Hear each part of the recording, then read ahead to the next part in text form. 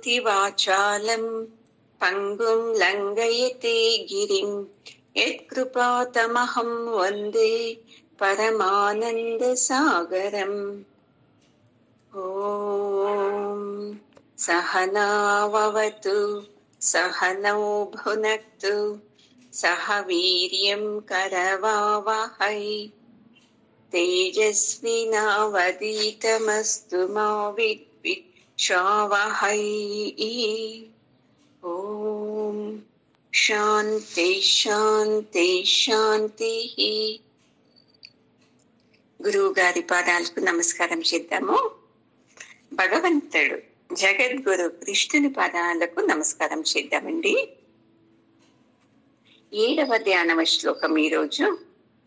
పారాశర్యవచః సరోజమమలం గీతార్థగంధోత్కటం నానాఖ్యానక కేసరం హరికథా సంబోధనా బోధితం లోకే సజ్జన షట్పదైరహరః పేపీయమానం ముదా భూయాద్ భారత పంకజం కలిమల ప్రధ్వంసి నశ్రేయసే. ఈ శ్లోకంలో భగవద్గీత ఈ గ్రంథాన్ని వర్ణిస్తున్నారు. చూడండి, ఏది భగవద్గీత అంటే ఇది చాలా మంచి సుగంధంతో కూడిన ఒక పుష్పం ఇది అని చెప్తున్నారు. చూడండి ఎంత బాగుంది. చూడండి, భగవద్గీత అనేది ఒక సుగంధ భరితమైన పుష్పము. ఈ పుష్పం నుండి ఎలా వాసన వస్తుంది చూడండి, ఎంత సుగంధంగా ఉంది అది. ఆ వాసనను ఎలా మనము పీల్చుకుని ఆహా ఎంత బాగుంది అని చెప్తాం కదండి. అయితే నిజమైన అర్థం ఏది అంటే, ఈ భగవద్గీత నుండి వచ్చి ఈ జ్ఞానాన్ని ఎవరైతే మొత్తం తీసుకుంటారు చూడండి, వాళ్ళు ఆనందంగా ఉండేకి అవుతుందండి. స్మెల్ని ఎలా మనము ఎంత బాగుంది ఈ మల్లెపూలు ఏదో ఉంటాం కదండి, సుగంధ రోజాలు అని, అలాగే ఈ భగవద్గీతను ఉంటే చాలా సుగంధభరితమైన పుష్పం ఇది. ఈ పుష్పం ఎక్కడుంది అంటే వ్యాసులు చెప్తారు, ఈ మహాభారతం అనేది పెద్ద సరోవరం ఉన్నట్టండి. ఈ సరోవరంలో ఈ భగవద్గీత అనే అతి సుందరమైన సుగంధభరితమైన పుష్పం ఉన్నది. ఇది ఎన్ని పుష్పాలు ఉన్నది. అయితే ఈ భగవద్గీత అనే పుష్పం మాత్రము చాలా అందంగా ఉంది. పోనీ ఆ పుష్పాన్ని చూద్దాము, సరోవరంలోకి వెళ్ళొచ్చు అని చెప్తున్నారండి. ఈ మహాభారతం అనే సరోవరంలో ఏది కల్మషం లేదంటే చూడండి. ఇప్పుడు మనం చూసాం కదండి, ఎన్ని సరోవరాల్లో అక్కడ గలీజు ఉంటది. మళ్ళీ అటుపక్కు ఇటుపక్కు గట్టుల్లో పాచి ఉంటది, ఏదేదో గలీజ్ అన్ని ఉంటది కదండి. మళ్ళీ ఎంత బాగా చెప్తున్నారు చూడండి, ఈ సరోవరంలో మొసళ్ళు లేవు, మళ్ళీ తొందరకొని పడేట్లా బండరాళ్ళు లేవు, మళ్ళీ చాలా ఫోర్స్ గా వచ్చే నీళ్లు కూడా లేదు. అంత అందమైన ఈ మహాభారతం అనే సరోవరంలో మనము ఆనందంగా ఈత కొట్టొచ్చండి. అంటే అర్థము, ఈ మహాభారతాన్ని ఎవరైతే చదువుతారో చూడండి, వాళ్ళు జీవనంలో అన్ని నేర్చుకోవచ్చు.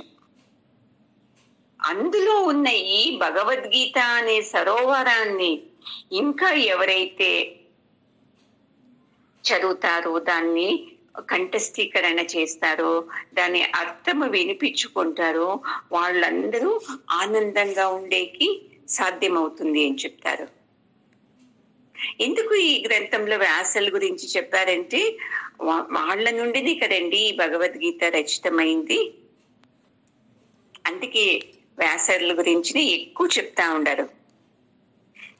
ఆ శంతను మహారాజు భార్య సత్యవతి, శంతను మహారాజు మళ్ళీ సత్యవతి, వీళ్ళ కొడుకు ఈ వ్యాస ముని. అందుకే ఈ శ్లోకంలో వ్యాసుల గురించి ఎక్కువ చేస్తున్నారండి వర్ణన.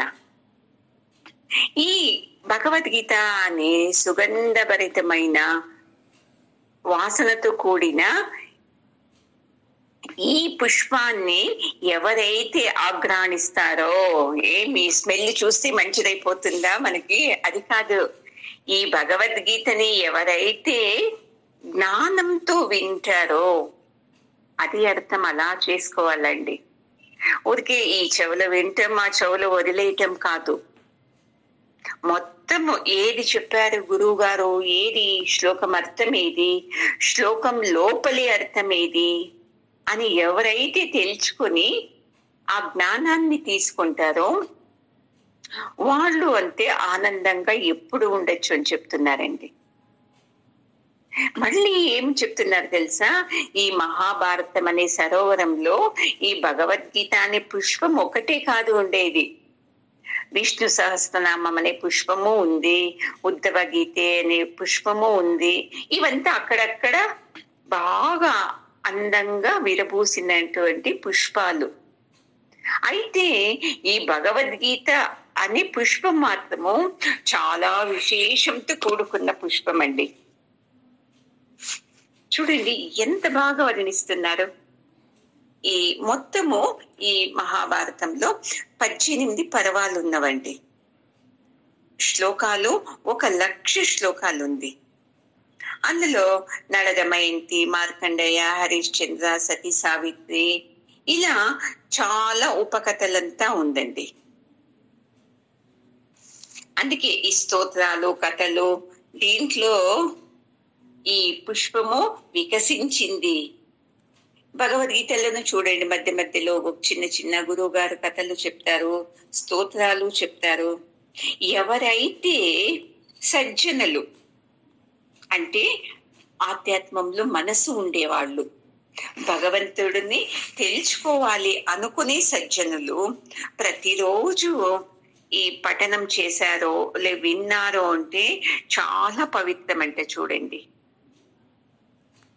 కొంతమంది ఒక వ్రతం చేస్తారు, ఏం తెలుసా అండి? భగవద్గీత కానీ, మహాభారతం కానీ, రామాయణం కానీ రోజు 10 నిమిషాలు 15 నిమిషాలు నేను వింటాను అని వ్రతం చేస్తారు చూడండి సజ్జనులు. మనం ఎక్కడండి, వారానికి ఒక తూరి సత్సంగం అంటేనే మనకు తీరిక ఉండదు.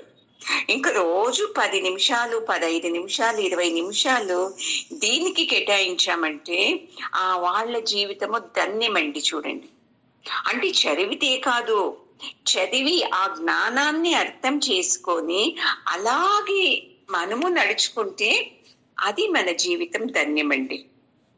అలా మనము కూడా చేసుకోవాలి. ఎంతని సంసారం చెప్పండి, 24 గంటలు కాదు 30 గంటలు ఉన్నాను, మన సంసారము తెగదు. తెగుతుందా అండి? ఎన్ని పనులు ఉంటారో ఏమో. అతి ముఖ్యంగా క్లాస్ ఉండే రోజైతే ఇంకా పనులు ఎక్కువ వచ్చేస్తుంది. ఎవరెవరో వచ్చేది, డిస్టర్బెన్స్ అంతా ఉంటుంది. ఎవరైతే దాన్నంతా అధిగమించి లేదు నాకు ఈ భగవద్గీత క్లాస్ ఇంపార్టెంట్ అని వస్తారో వాళ్లకు మాత్రం ఈ ఆనందము బాగా దక్కుతుందండి. పోనీ మీరు ఇంత సంసారం చేస్తారు కదా, పొద్దున్న నుండి నైట్ పడుకునే వరకు ఏదన్నా ఆనందం లభిస్తుందా అండి?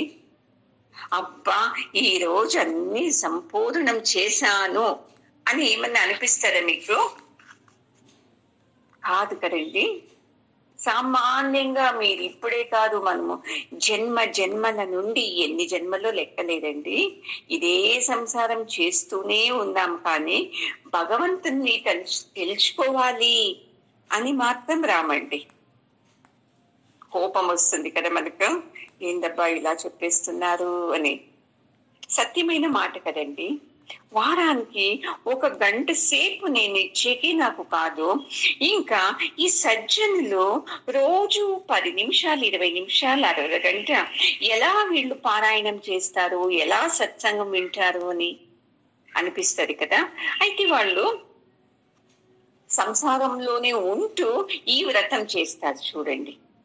ఇలాంటి వ్రతం మీరు ఏదన్నా చేస్తాము అనుకుంటే మాత్రము మహాపుణ్యవంతులు చూడండి మీరు. అందుకే మనము ఉంటే ఈ గురువు గారి దయ నుండి ఈ భగవద్గీత అనే సుగంధభరితమైన పుష్పం నుండి మనము ఆహా ఎంత బాగుంది సువాసన అని పీల్చుకుంటున్నాము. జతలో ఎంత బాగుంది ఈ జ్ఞానం అనే సువాసన అలా తెలుసుకోవాలి. మనము సేవిస్తూ ఉన్నాము. అక్కడ అందరూ మహాభారతాన్నంతా సజ్జనులు సేవిస్తుంటే మనం ఇక్కడ ఈ భగవద్గీతను సేవిస్తున్నాం. భగవత్ చింతన గురించి చేసే అన్ని గ్రంథాలను ఒకటే అండి. ఏదో మన పూర్వజన్మ ఫలంతో పుణ్యంతో మనకు ఈ గురువు గారి నుండి ఈ భగవద్గీత అనే ఈ జ్ఞానం మనకు లభిస్తూ ఉందండి. అందుకే చెప్తున్నారు గురువుని మీరు ఆశ్రయించాలి. లేదండి నేను పుస్తకం చదివి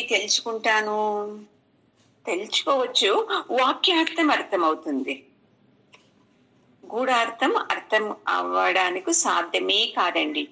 గురువు మాత్రం మన అజ్ఞానాన్ని తీసివేయడానికి సాధ్యమవుతుంది. అందుకే ఎవరైతే గురువుల్ని శ్రద్ధతో ఆశ్రయిస్తారో చూడండి, గురువు అంటే వ్యక్తి కాదండి, జ్ఞానాన్ని ఇచ్చే వ్యక్తి. ఆ జ్ఞానాన్ని అందించే ఆ వ్యక్తిని పట్టుకున్నారో చూడండి, ఆ జ్ఞానమే మనల్ని నడిపిస్తుంది. ఇది చెప్పేదండి. గురువు మీ జతలో 24 గంటలు ఉంటాడు అంటే ఈ గురువు వచ్చి మన పక్కలో కూర్చుంటారా? కాదు.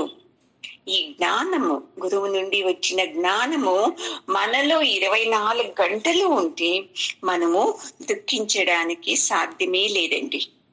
ఎందుకు? ఈ జ్ఞానం మనల్ని హెచ్చరిస్తూ ఉంటుంది. నువ్వెందుకు ఇలా మాట్లాడుతా ఉన్నావు, నువ్వెందుకు ఇలా యోచిస్తున్నావు, నీకన్నా ఆనందంగా ఇంకెవరున్నారు, ఇలా చూడు అని మనల్ని హెచ్చరిస్తూ ఉంటుందండి. అందుకే ఎవరైతే గురువుని ఆశ్రయిస్తారో గురువు ఏం చేస్తాడో తెలుసా? తను ఎలాగా ఉంటాడో సజ్జనంగా, అలాగే తన శిష్యుల్ని సజ్జనులుగా చేస్తారండి. మళ్ళీ ఈ భగవద్గీత అనే పుష్పం నుండి వచ్చే జ్ఞానం ఏం తెలుసా అండి? మనలోని కల్మషాలన్నీ నాశనం చేస్తుంది. ఎందుకు మనకు దుఃఖం ఇప్పుడు అంటే మనలో చెప్పలేనంత కల్మషం ఉంది. ఏంటండి నేను స్నానం చేసుకొని వింటున్నాను కదా అనిపిస్తుంది కదా. మన దేహంలో కల్మషం లేదండి, మన మనసు లోపల ఎన్నెన్నో జన్మాల కషాయం అని చెప్తారు. కల్మష రూపంలో, కషాయ రూపంలో నిండుకున్నవి. అది సరి, ఇది తప్పు, అది సరిగ్గా లేదు, ఇది చేయకూడదు, ఆ దేవుడే సత్యము, ఈ దేవుడే సత్యము, ఏదేదో ఈ కల్మషాలన్నీ ఉంది కదండి. ఈ కల్మషాలు నాశనం కావాలి అంటే ఒక మార్గము ఏది అంటే ఈ భగవద్గీతని అనే పుష్పం జ్ఞానాన్ని, సువాసనని ఎవరైతే సేవిస్తారు చూడండి, వాళ్ళ కల్మషాలన్నీ నాశనం అవుతుంది. వాళ్లకు నిజమైన శ్రేయస్సు లభిస్తుందండి. ఏది కల్మషాలు నాకే అర్థం కాలేదు అంటారు కదండి. ఏది ఎవరినో తిట్టింటామో, ఎవరినిండో అనిపించుకుంటామో. చూడండి, మీరే యోచన చేయండి. ఎన్ని సమస్యలుంది, ఎన్ని దుఃఖాలుంది, ఎన్ని చింతలుంది. ఇవన్నీ కల్మషాలే అండి. ఈ కల్మషాలన్నీ వెళ్ళిపోయి నేను ఆ మహాభారతం సరోవరం ఎలా పరిశుద్ధంగా ఉందో నేను అలాగే కావాలి అంటే ఈ భగవద్గీత అనే పుష్పాన్ని మనము స్వీకరించి ఆ జ్ఞానాన్ని అనుష్ఠానం చేసి అలాగే జీవించామంటే మనలోని కల్మషాలన్నీ వెళ్ళిపోతుందండి. ఏదేదో అజ్ఞానంతో తప్పు అభిప్రాయాలు, మళ్ళీ నేనే సత్యము, ఈ దేహమే సత్యము, పరమాత్ముడు ఎందుకు సత్యం అవుతాడు, ఇవన్నీను కల్మషాలే అండి. ఎవరైతే ఈ భగవద్గీత వింటున్నారో ఈ జీవితంలో ఉండి ఈ అజ్ఞానం అంతా వెళ్ళిపోతూ ఉంటది. మళ్ళీ ఇదొకటి వెళ్ళిపోదండి, అజ్ఞానం ఒకటి వెళ్ళిపోదు. ఆ అజ్ఞానం వెళుతూ వెళుతూ ఏం చేస్తారు తెలుసా, మనలో ఈ దాహం ఉంది చూడండి, ఇంద్రియాల దాహం, కళ్ళతో చూసి అది చూడాలి అనేది, చేత్తో ఇది తీసుకోవాలి అనేది, చెవుతో అది వినాలి, ఏదేదో చెడ్డవి మంచిది కాదు, ఇలాంటి ఇంద్రియ దాహాలన్నీ వెళ్ళిపోతుందండి. ఇదే మనకు కావాల్సింది. ఎందుకు మనకు భగవంతుని పైన ఎక్కువ ప్రేమ కలగటం లేదు అంటే, ఈ ఇంద్రియ దాహాలే మనల్ని, పని ఇంకా ఎక్కువసేపు చేస్తే సంపాదించవచ్చు కదా, ఈరోజు ఇంటి పని అంతా చేసేస్తే నేను హాయిగా పడుకోవచ్చు కదా, ఇదేదో ఇంద్రియాలు చెప్తాది మనకు మనసు. ఈ సత్సంగం ఏమి వింటావో, ఇది ముఖ్యం కదా, ఇంట్లో పని ముఖ్యం కదా, సంపాదన ముఖ్యం కదా, దాని నుండి ఏది వస్తుంది, ఎప్పుడో పుణ్యం వస్తుంది, ఏం చూసామా పుణ్యం వచ్చింది అని, ఈ పని చేస్తే డబ్బులు వస్తుంది, డబ్బులు చూడొచ్చు కదా, ఏదన్నా కూడబెట్టచ్చు కదా. ఇలాంటి తప్పు అభిప్రాయాలు, ఈ దేహాభిమానాలు, ఇవన్నీ ఈ భగవద్గీత జ్ఞానంతో అంతా వెళ్ళి స్వచ్ఛమైతుంది చూడండి. మనకేం తెలుస్తా ఉందంటే, ఇప్పుడు ఈ జీవితమే సత్యము, ఆ వస్తువులే సత్యము, ఈ సంపాదన సత్యము, నా భర్త నా భార్య సత్యము, ఈ కుటుంబమే సత్యము, ఇవన్నీ ఉంది కదండి. ఇవన్నీ వింటూ వింటూ ఏమవుతుంది అంటే, అజ్ఞానంతో కూడుకున్న ఇవన్నీ లౌకికమైనటువంటి అన్ని వ్యామోహాలు తొలగిపోతుంది, అలౌకిక స్థితి మనకు దొరుకుతుంది చూడండి. అలాగంటే ఏమి, ఈ సంసారాన్ని వదిలేస్తానా అని కారండి. మళ్ళీ సంసారంలోనే ఉంటూ ఈ జ్ఞానాన్ని సేవిస్తూ మనము ఆనందంగా జీవించడానికి అవుతుందండి. దీని జతలో చూడండి పుణ్యం కూడా లభిస్తుంది. ఏది భగవద్గీత వింటే ఏమవుతుంది అనే వాళ్లకు పుణ్యము లభిస్తుంది. అది పుణ్యం మనకు కనబడుతు కదా, కనబడుతుందా అండి మనకు పుణ్యం అని? అందరూ ఇలాగే అడిగేది, పుణ్యం వస్తుంది అంటారు, కనబడుతుందా? ఐశ్వర్యం వస్తుంది అంటారు, నిజంగా వస్తుందా అని. ఏది పుణ్యము ఐశ్వర్యం అంటే? మొదట ఎలాగో జీవిస్తుంటుంది, అమ్మ చెప్పింది సత్యము, నాయన చెప్పింది సత్యము, పక్కింటి వాళ్ళు చెప్పింది సత్యము అని. ఎప్పుడైతే ఈ జ్ఞానం నీలో వెళుతుందో నీవి నిజంగా నిర్ణయం తీసుకొని జీవిస్తావు. ఇది చూడండి పుణ్యం అంటే, ఇది ఐశ్వర్యం. ఈ ఐశ్వర్యంతో మీకు భయం కాదు. అప్పుడు అయ్యోయ్యో ఏదప్పా ఇది, నాకు ఏదేదో అవుతుంది సంసారంలో ఎలాగా అనే భయం వెళ్ళిపోతుంది. ఇదే చూడండి జ్ఞానం నుండి మీకు వచ్చేది. ఎప్పుడైతే మీకు భయాలన్నీ వెళ్ళిపోయి పరమాత్ముడి పైన దృఢ విశ్వాసం వస్తుందో సార్థకం చూడండి మీ జీవితంలో భగవద్గీత విన్నందుకు. ఇదే పుణ్యం చూడండి. ఏదో లాటరీ తగులుతుంది, ఏదో 1 కేజీ బంగారం కొనేస్తాము, ఇల్లు కొనేస్తాము, ఇవి కాదు నిజమైన ఐశ్వర్యం. ఎలా నేను జీవించాలి అనుకుంటాం చూడండి.